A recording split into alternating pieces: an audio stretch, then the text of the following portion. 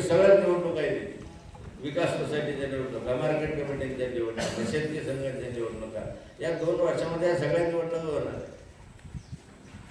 नगरपालिकेच्या निवडणुका, जिल्हा परिषदच्या निवडणुका, जे कोर्टाच्या आदेशाने थांबले त्याच्यामध्ये निर्णय कोर्टाचा होणारच आहे. मग युद्ध होणार आहे माहिती आहे, पण तयारी करून ठेवा ना आधीपासून. नुसती तयारी करून भागणार नाही. आता युद्ध सामग्रीची तयारी करायला पाहिजे.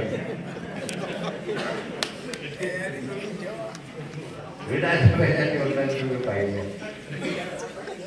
सामग्री जेव्हा मोठ्या प्रमाणावर असते तेव्हा जोश येतो, उत्साह येतो. तेवढं तर पूर्वीसारख्या निवडणुका नाही आहेत. अस्त्र शस्त्र नियंत्रण वयादी सगळ्यांच निवडणुका करावी आणि जिंकूनही आहे.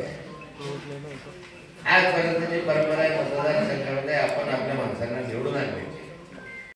सरकार नव्यानं आलं तरी, सरकार नवीन आलं तरी सरकारला अजून वाटत नाही की आम्ही सरकारमध्ये कसे आलो.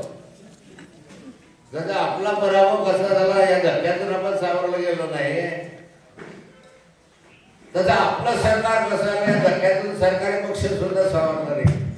त्यांना वाटतं एवढं बहुमत कसं काय मिळालं आम्हाला. अचानक इतक्या मोठ्या संख्येनं ते निवडून आल्यानंतर त्यांना आश्चर्य वाटायला लागलं. त्यांना अपयशच नव्हती.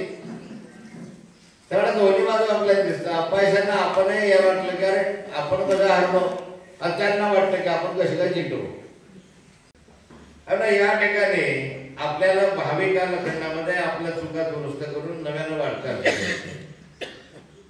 हे नव्यानं वाटचाल करत असताना मागच्या आठवड्यामध्ये जे आपल्या राष्ट्रवादी काँग्रेसची बैठक झाली, त्या बैठकीला UB पाटील सर होते, आम्ही सगळे उपस्थित होतो.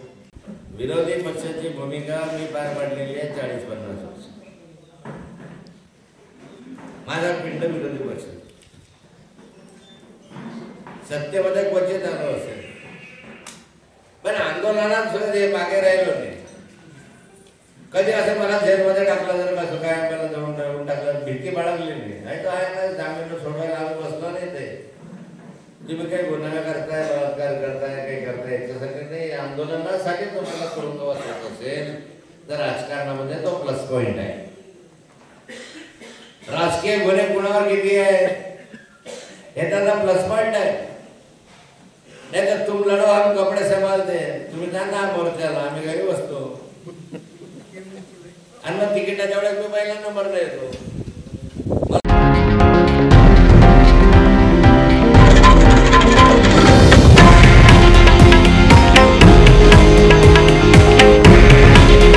हे आहे देशातील नंबर 1 न्यूज नेटवर्क आणि आपण पाहत आहात TV9 मराठी. काळजी तुमची, हित महाराष्ट्राचं.